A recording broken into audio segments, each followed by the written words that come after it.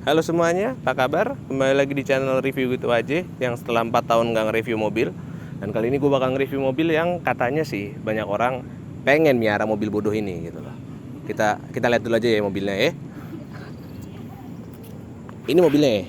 Mobilnya adalah BMW 520i tahun 2002 atau ya bahasa BMW-nya E39 kalau kata anak-anak BMW yang kayak kontol itu.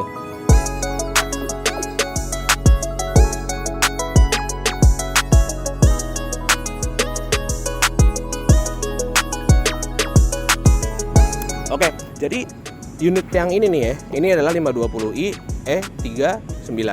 Ini kebetulan ini unitnya adalah yang sudah LCI tahun 2002. Dan katanya sih ini mobil paling perfect nih ya, BMW paling perfect sedunia katanya gitu. Cuman ya cobalah kita lihat nih ya. Kayak kalau ngomongin desainnya nih ya, desainnya itu bagus karena dia didesain sama gue lupa yang desain siapa. Ntar ada tuh namanya di situ di YouTube-nya pokoknya lihat aja. Yang memang ya udah timeless aja bentuknya gitu. Emang bagus sih, cuman gimana ya? Kayak gue ngeliatnya sih sebenarnya udah jadul gitu loh. Cuman ya gitu dah. Pasti para pecinta BMW kayak E39 itu paling mantep, paling bagus, kayak ngentot kata lo anjing. Nah, sekarang gue mau ngomongin E39 secara general aja nih ya. E39 itu sendiri kalau di Indonesia dijual dari tahun 97 sampai tahun 2004. Nah, tahun 97 itu sebenarnya ada versi manualnya, tapi itu rare banget, jadi kayak kita mendingan gak usah bahas itu ya, karena itu sekarang juga harganya udah gelap banget gitu. Kalau yang gue lihat di marketplace ada yang jual 60, 70, nggak ngotak harganya pokoknya lah. Sekarang kita bahas dulu nih si komuk bodohnya ini nih ya. Nah, ini kebetulan unitnya udah LCI, jadi dia udah LCI itu bahasa BMW-nya facelift, yang gue nggak tahu apa ler kontrol Indonesia mungkin atau apa. Nah, kebetulan kalau udah LCI ini dia udah angel eyes, terus udah proyektor juga. Ya udah itulah. Pokoknya dia udah ada angel eyes-nya, terus bentukan lampunya udah beginilah kurang lebihnya gitu. Ini emang mobilnya debuan jelek gitu emang sih. Ini mobil teman gua by the way yang rekam. Jadi ini bukan mobil gua. Nah, ya, terus abis itu kita bisa lihat di sini nih masih ada signature dari BMW itu kidney grillnya, tapi masih kecil, nggak kayak BMW zaman sekarang yang kayak kontol gitu gedenya, kayak peler kuda gitu ya kira-kira. Terus dia juga ada emblem, ada plat yang ditutupin karena pajaknya mati katanya. Ya lumayan lah, bagian di sini ada fog lamp, ada grill bawah yang di sini juga lucu, tapi di sini nggak ada lipstick apa-apa ya karena dia 520 tipe paling miskinnya lah pokoknya. Ini sebenarnya ada sensor-sensor parkir juga nih di sini nih. Cuman sayangnya udah mati, kemakan umur gitu. Cuma bunyi titit-titit doang gitu, kayak titit tuh yang kecil itu. Ada satu yang lumayan unik nih cuy. Gua nggak tahu kenapa nih ya. E39 yang masuk sini itu wipernya ngarahnya ke pengemudi gitu loh. Jadi kayak lu kalau ngeliat aneh banget anjir. Kayak lu biasanya kan wiper itu begini, ini begini gitu. Kayak gua nggak tahu waktu itu BMW emang lagi males ngedesain lagi atau gimana, tapi ya begitu adanya gitu jadinya. Kayak nggak niat gitu wipernya jadinya. Buat velgnya sendiri dia ini ya dia velgnya masih ring 15 ya, pada zamannya ini sudah termasuk segede gaban. Enggak sih, kalau yang 528 dia ringnya 16 gitu. Cuman ini gue lupa style berapa, tapi ini yang jelas masih OEM-nya BMW. Ya kurang lebih seperti itulah ya. Kayak ya oke lah. Buat unit yang ini kebetulan bannya udah pakai Campiro. Dia ukurannya 205/65. Kurang lebih standarnya juga kayak segituan sih. Bisa dibilang ini profilnya lumayan tebel kalau buat standarnya, dan ya seperti yang diharapkan dari ban profil tebel ya memang begitu adanya gitu ya, empuk jadinya. Lu tahu Tapi kenapa alasannya gue pakai ban itu? kenapa? Karena soknya mati. Oh ya, satu lagi E39 soknya gampang mati. Buat bagian sampingnya sendiri ya ini memang ngingetin kita sama BMW pada umumnya ya, pada zamannya lebih tepatnya hampir sama lah kayak E46 sama seri 7-nya tuh E38, sorry E38 ya. Kalau E32 yang sebelumnya, yang ini kurang lebih sama modelannya, panjang-panjangnya kayak paus gitu kan, belakangnya juga begini pendek, kayak ngingetin kita sama sport touring gitu ceritanya, padahal mah kagak gitu. Tetap aneh sih, kayak ini ada tengah-tengahnya, ini maksudnya apa? Gue juga nggak paham, kayak dibuat ngapa-ngapain nggak bisa. Bagian sininya juga nggak ada pegangan buat roof rack atau apa gitu-gitu, ya kan, kayak kurang fungsional gitu. Nah oke, buat bagian belakangnya ini menurut gue E39 lumayan unik. Kenapa? Karena gini, dia 46, dia udah L-shape sama kayak di E34 generasi seri 5 sebelumnya. Nah, tapi masalahnya di bagian belakang ini lampu belakangnya malah kayak seri E38, kayak seri 7 gitu loh. Kayak malah nggak L-shape gitu. Itu yang gue bingungin dari E38 sama E39 pada zamannya. Kenapa dia nggak kayak E34 yang udah L-shape lampunya? Itu sih kayak jadi nggak konsisten ya guys ya. Kalau menurut zamannya gitu. Ntar ini gue lap dulu karena kotor, gue males buat cuci tangan. Kas oli bangsat. Ya udahlah, mobil juga belum cuci. Nah, oke. Terus apa lagi ya? Kalau bagian belakangnya sih sama, kurang lebih ada sensor parkir yang udah nggak berfungsi ini juga, yang udah kemakan umur karena tahun-tahun seginian tuh, maksudnya seri-serinya 39, 46 itu emang kelistrikannya udah lumayan rumit. Jadi ya cepat rusak bagian elektrikalnya. Lu harus, kalau lu mau beli, ya paling lu harus urut kabel lagi. Gitu sih kurang lebihnya ya. Terus coba kita lihat dalaman bagasinya nih ya.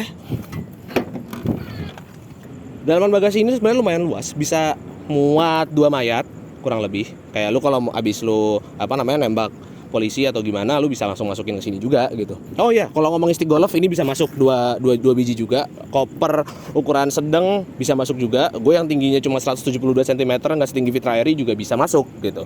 Aman lah, masih bisa lah buat nyembunyiin mayat segede gua gitu. Terus di sini juga biasa BMW selalu nyediain toolkit di sebelah sini yang kalau lu beli di marketplace biasanya daripada dicolong orang gitu. Entah kenapa ya, gua nggak tahu. Kayak dari zaman dulu gua pegang BMW, ini tuh jarang banget lengkap. Termasuk ini kagak ada kunci 12, kagak ada. Kunci kecilnya nggak ada nih. Kunci kecilnya ngentot. Cuma ada obeng. Obengnya pun bukan obeng originalnya ya, tapi ya nggak apa-apa lah. Menurut gue sih udah oke lah. Sama ada segitiga pengaman juga di sini. Keren loh BMW pada masa itu. Masih nyediain beginian. Kalau sekarang kan kagak, kayak kontol BMW sekarang tuh. Kalau di sebelah sini nih, ini belakangnya itu ada aki. Jadi akinya di belakang, nggak kayak mobil-mobil Jepang lo yang murah itu. Gitu kan. Ini juga murah sih sebenarnya. Nah, jadi di sini itu ada CD changer kalau di sebelah sini. Ya, karena ini ya kebetulan BMW waktu itu kan emang ya pakai CD ya. Kita belum ada Bluetooth dan semacamnya waktu itu. AUX pun kalau beruntung gitu. Nah, di bagian bawahnya juga ada ban serep yang ukurannya full size. Kebetulan full size ya. BMW emang dari dulu nggak pernah pelit kalau buat masalah ban serep, kecuali sekarang karena udah pada pakai run flat tire gitu kurang lebihnya. Kita lihat mesinnya dulu kali ya, karena pasti lu pada penasaran sama mesin. Oke, sekarang kita buka kapnya nih ya. Kapnya ini ada bukaan di sebelah sini, ini lucu banget nih. Nah, ini dia mesinnya yang gini-gini doang sebenarnya. Kayak udah ketutup cover plastik. Terus ini di bagian sini ada intake, bagian sini melompong, bagian sini ada air filter, sini radiator dan kipas yang ketutup plastik juga. Sebelah sini ecu dan sebelah sini sekring. Seperti itu kira-kira. Nah, mesinnya ini sendiri itu kodenya kan M54 ya. Kebetulan karena ini udah facelift. Jadi ini udah M54, udah bukan M50 atau M52 lagi. Kalau kita kesampingin masalah elektrikal dan ecu ya. Ini termasuk lumayan badap dan lumayan bertenaga lah, walaupun sebenarnya enggak gitu. Ya ini kalau data spek aslinya bisa dilihat. Ya kira-kira mesinnya sih gitu doang sih. Kayak gue belum pernah test drive mobil yang ini, yang unit ini sendiri gue belum pernah ke test drive. Cuman kalau 520 ya masih kalah sama Brio kok. Serius, nggak kenceng, samsek. Tenaganya doang kelihatannya kenceng. Torsinya emang gede, tapi tenaganya meh banget, gua nggak bohong. Ya, jadi kalau lo mau beli yang 525 kalau udah facelift, atau 530 kalau udah facelift, atau kalau mau yang sebelum facelift yang 528 atau yang 523. Agak lebih bertenaga dan lebih nggak boros. Oke? Nah, sekarang coba kita lihat dalamnya. Ini yang pasti ditunggu-tunggu orang-orang banyak. Nah, ini dia bagian dalam dari BMW E39. BMW 39 ini interiornya mewah. Kalau lu baru masuk, ya, lu pasti langsung ngerasain bau khasnya BMW, itu bau kulitnya tuh kayak mantap jiwa lah ya pokoknya. Kalau masih ori, tapi kalau udah nggak ori ya salam dengan baunya yang enak itu. Gue juga menemukan artefak speaker di sini karena dia ceritanya tuh nggak bisa masang Bluetooth ya, karena dia masih mau oriannya aja nih tab-nya. Jadi ya udah masih ada speaker Bluetooth di sini. Kita taruh belakang dulu ya guys ya. Oke, udah. Oke, di sini posisi pengemudinya ini gua nggak bisa bohong, enak. Posisi pengemudi 39 tuh enak banget, kayak lu emang buat jarak jauh enak, buat jarak dekat pun enak. Tilt dan teleskopiknya udah lengkap. Arah pengaturan AC-nya di 520 ini masih manual. Jadi masih putar-putaran kompor gas, belum digital ya. Tapi udah lumayan lengkap ya, kayak pengaturan arah semburannya udah lumayan lengkap seperti BMW pada umumnya. Anginnya juga modelnya analog begini, jadi lu bisa kayak nggak yang cuma 1, 2, 3, 4, nggak yang kayak gitu doang gitu. Terus di sini juga ada defogger belakang, ada recirculation, sama tombol AC-nya. Nah, di sini juga ada tombol ASC. Tombol ASC itu Active Stability Control. Itu ya seperti namanya, memang buat stability control gitu. Sama ada PDC. Nah, ini parking sensor ini, jadi kalian bisa dengar. Ya, cuma gitu doang. Udah nggak guna si PDC-nya. Oke, nah sekarang kita ke instrumen clusternya. Instrumen clusternya ya bagus dan nggak lekang oleh waktu, gue akuin. Jadi 39 ini instrumen clusternya bagus banget ya. Kayak ya udah lengkap aja. Lo ada di situ ada berapa liter per 100 km. Di situ juga ada speedometer, tachometer, bensin lo yang ada literannya, sama ada suhu di bagian kanan. Nah, sama kalau di bawahnya ada MID kecil yang buat odometer lu, terus trip meter lu yang bisa diganti beberapa mode dari tombol yang ada di tuas sen, kayak apa namanya, average speed, terus habis itu suhu luar, terus habis itu berapa liter per 100 kilo. Terus di sini juga ada gambar mobil yang bisa buat indikator pintu-pintu yang kebuka. Sebelahnya juga ada indikator oli, aki, apa-apa yang kawan-kawan. Yang sebelah kanan juga ada indikator buat rem tangan, terus ABS gitu-gitu, yang kebetulan mobil ini nggak ada ABS-nya karena 520 berapa apa anjir. Nah, oke. Ini gue matiin dulu dah daripada sayang baterai gua. Iya, satu lagi. Kalau kunci lu nyantol dan lu matiin mesin, dia bakal bunyi ting ting ting begini selama kurang lebih lama.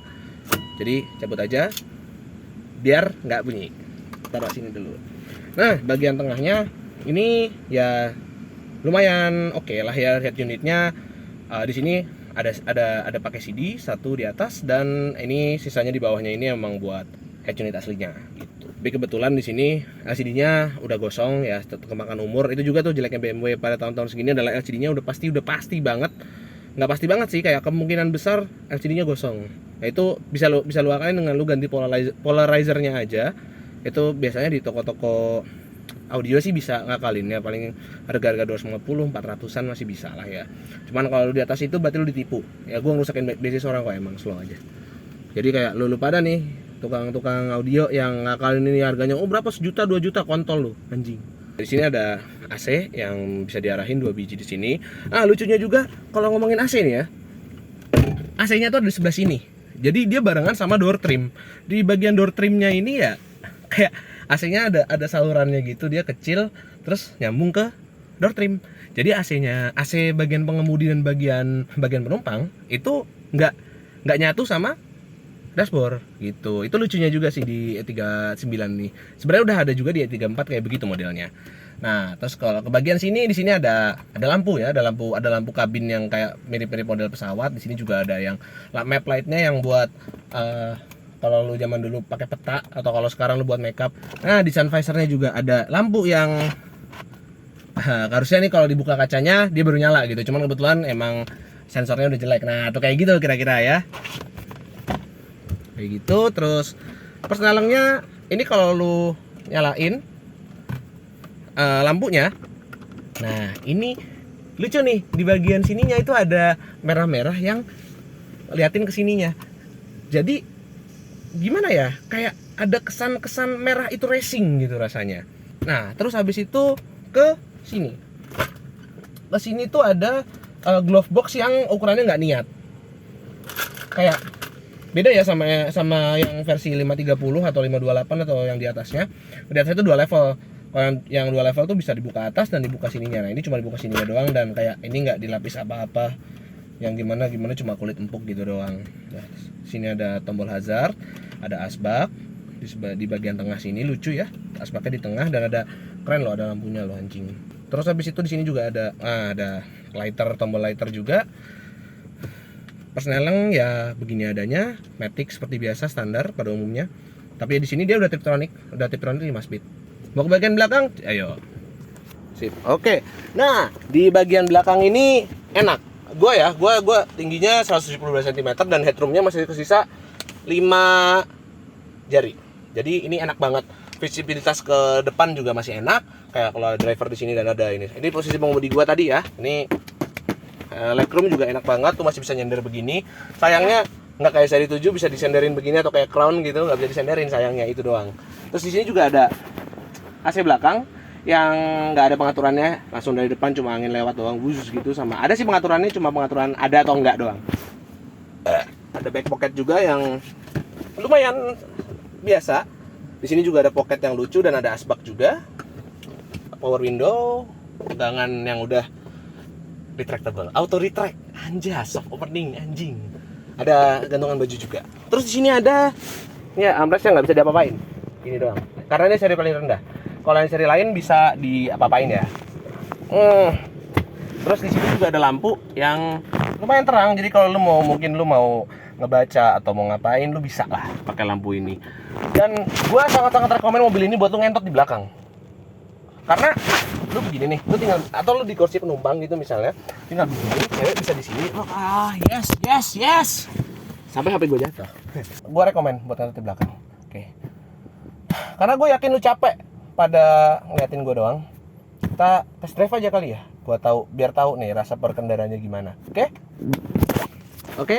Sekarang kita coba test drive nih ya. Oke, nyalain. Wih, langsung nyala guys. Nah, jadi gue lagi ada di parkir di parkir mana Senayan lah, pokoknya parkiran Senayan intinya gitu. Nah, ini gue bingung lewat mana. Harusnya nggak boleh lewat sini ya. So far 520 ini memang tenaganya kurang banget sebenarnya gitu ya. Jadi buat lu yang kayak pengen ngebut atau pengen ngalahin Agya Ayla di jalan, mending gak usah deh, lu cuma boros-borosin bensin doang. Konsumsi bensinnya kurang lebih, kalau kata temen gue yang punya mobil ini lagi ngerekamin, itu kurang lebih konsumsi bensinnya 1:6. Bener? Betul. Ya 1:6. Gua nggak mau coba kencang-kencang juga di sini karena bahaya ya, nggak baik gitu kalau lu ngedrift ala Ken Block gitu di sini. Tapi buat nanjak di sudut tanjakan ini bisa banget dan aman banget gitu loh mobil ini kurang lebihnya. Karena gue nggak suka terlalu tinggi posisi mengemudinya, jadi kap tuh nggak kelihatan. Memang sengaja, kalau gue emang lebih suka begitu karena gue biasanya nyetir sedan. Jadi ya, tapi soal spasialnya nih ke kanan kiri ya selayaknya mobil gede aja. Kalau lu biasa bawa mobil kayak modelan kayak modelan Crown atau modelan seri 7 yang gitu-gitu sih, ya bakalnya lu udah biasa pasti dengan mobil kayak begini. Kecuali lu biasa bawa Brio atau biasa bawa Agya Ayla, ya memang sedikit pasti lu merasa kayak anjing gede banget gitu. Terus ya seperti lagi mobil Eropa, sennya ada di kiri dan wipernya di kanan ya. Nah, soal wiper tadi nih, ini maksud gua aneh tuh begini loh. Nah, kayak aneh anjing. Nah, lu kan biasa kalau mobil pada umumnya kan wiper ke arah sini. Ini ke arah sini kebalik gitu loh. Jadi kayak menurut gua aneh. Anjing, kayak nggak niat bikin tuh BMW. Lu harus mulai terbiasa dengan begini kalau lu mau pakai mobil ini buat harian. Jadi, nah, coba nih ini kalau gua ke mode S ya. Persnelingnya ini kalau lu ke kiriin itu mode S, sama kalau lu maju mundurin jadi mode Tiptronic. Gitu. Jadi ya enak lah, bisa lah lu kayak ala-ala racing yang padahal nggak bakal lebih kencang daripada Agya Ayla juga gitu kalau pakai 520. Konklusinya adalah kalau lu nyari nyaman, terus lu mau kayak kegayaan atau gue pengen punya BMW gitu, tapi gue bingung mau beli BMW apa, lu pakai 39 aja karena lumayan user friendly kok. Ininya nggak seribet E60 atau E90 yang udah ribet banget tuh elektroniknya dan gampang banget rusak gearboxnya.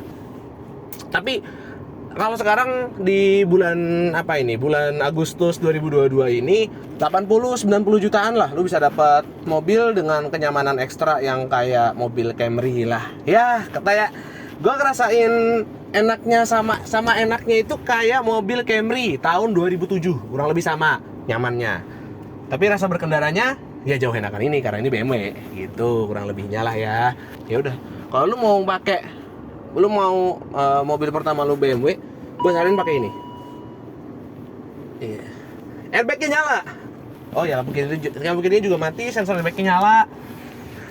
Ya, itulah BMW guys ya. Bukan bring more woman, bukan, tapi broke my wallet ya. Oke, jadi gitu aja kesimpulan dari gua. Dan menurut gua worth it buat dibeli. Dan ya udah gitu, kayak oke lah, bisa lah lu dapat kalau lu masih anak kampus gitu kan, lu bisa lah lu akhirnya dapat cabai-cabian kampus yang harganya paling berapa sih, bisa lah lu dapat yang kayak gitu. Modelnya juga nggak kemakan usia, tapi meskipun udah kelihatan mulai tua ya sekarang ya kalau dibanding BMW baru. Tapi buat mobil first BMW gua rekomen, jangan ngambil yang lebih tua, jangan ngambil yang lebih muda, ini yang paling pas. Oke, jadi ya cukup sekian dari channel review gitu aja. Jangan lupa buat nggak subscribe, karena subscriber nggak berguna buat gua, sumpah. Kayak ya udahlah ya, lu nonton bagus dan ya udah nggak usah tontonin gua lagi. Thank you.